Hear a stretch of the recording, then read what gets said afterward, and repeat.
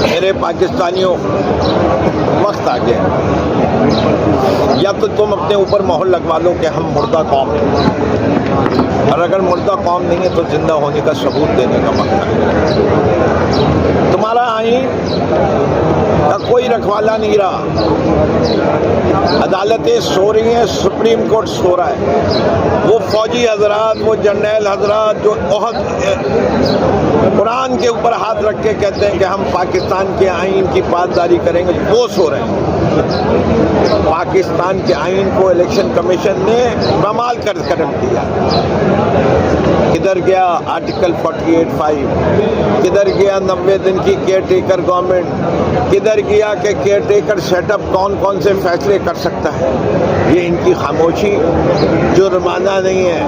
قاضی فائز عیسیٰ صاحب، آپ نے پہلے دن کہا تھا میں کوئی ججمنٹ نہیں مانتا، میں صرف کانسٹیٹیوشن مانتا۔ اب ثابت کرو کہ تم کانسٹیٹیوشن مانتے ہو۔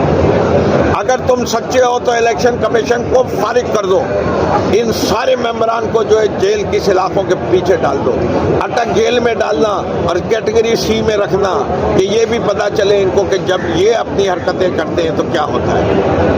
ان لوگوں نے پاکستان کے آئین کو پامال کیا۔ شرم نہیں آتی ان لوگوں کو جنہوں نے اقتدار لیا اور جنہوں نے عہد نامے کیے۔ یہ پاکستان کی سالمیت کی تم بات کرتے ہو، اور وہ کاکر صاحب، تم care taker prime minister, naan elected prime minister, Pakistan کے سب سے چھوٹے صوبے کے پرائم منسٹر جس کے اوپر نیب کا کیس بنا ہوا، وہ کیئر ٹیکر پرائم منسٹر، اور تم عمران خان کو کہہ رہے ہو کہ عمران خان کے بغیر الیکشن ہو سکتے ہیں۔ اس وقت پاکستان کی پہچان ہے عمران خان، پاکستان کی آن ہے عمران خان، پاکستان کی شان ہے عمران خان۔ تم ان آن، شان اور مان تینوں کو مائنس کر کے پاکستان میں رہ کیا جائے گا؟ نون غنہ۔ ہمیں نون غنہ پاکستان نہیں چاہیے، ہمیں وہ پاکستان چاہیے جس میں حقیقی آزادی ہو۔